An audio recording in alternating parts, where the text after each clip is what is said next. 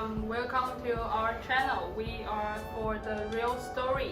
I'm Zoe and I'm the host today. And today we will have some questions to ask our guest today. His name is Kevin Lee. Thanks for having me, Zoe. Okay, I heard that you have been to the US before, and I want you to tell us if there are any difference between Taiwan and the US.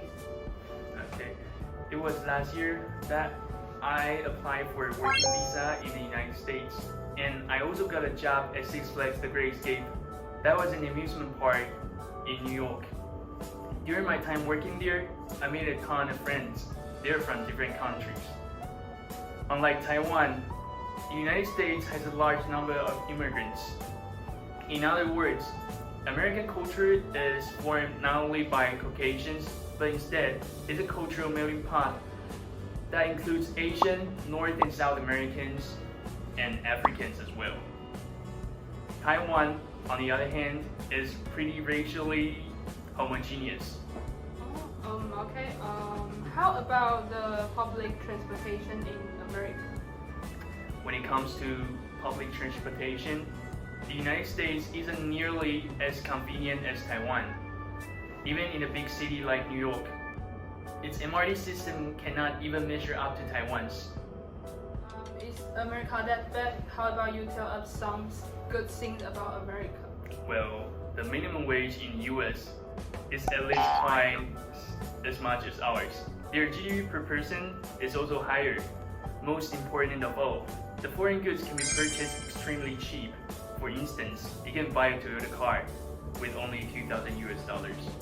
What is worthy to mention of your work experiences in US? There was one time when I had to help my Jordanian friends leave the table. It wouldn't budge even with the four of us trying to live together. Suddenly, one of my friends said, "Oh, I instantly dropped the table and it ran away. It literally scared the hell out of me.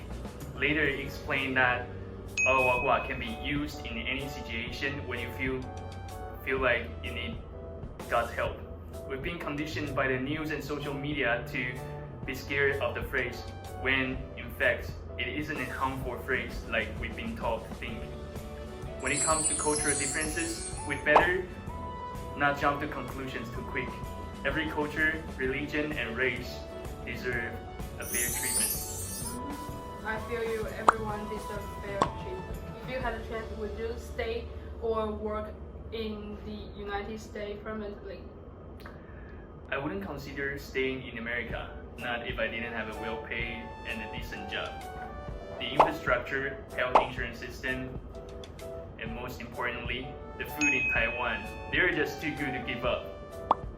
I won't be staying in America unless I get a job that made it worth my while. Why did you decide to transfer to the Department of Diplomacy? As you know, I used to study English literature, just like you. During that time, I studied rigorously to enhance my English, but that didn't include literature.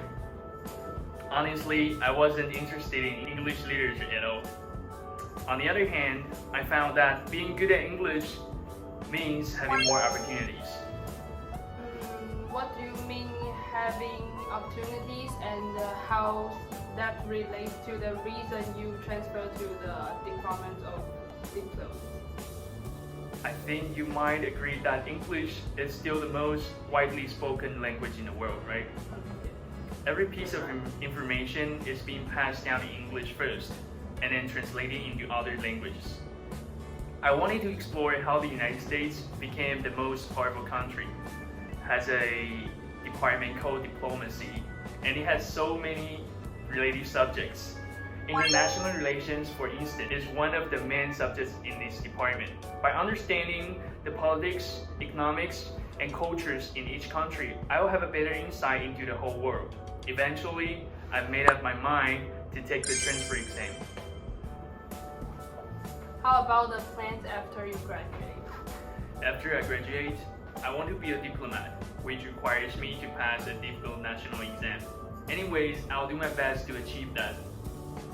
Okay, oh, that sounds really hard, and I expect to hear some good news from you. And thank you, Kevin Lee, comes to our channel.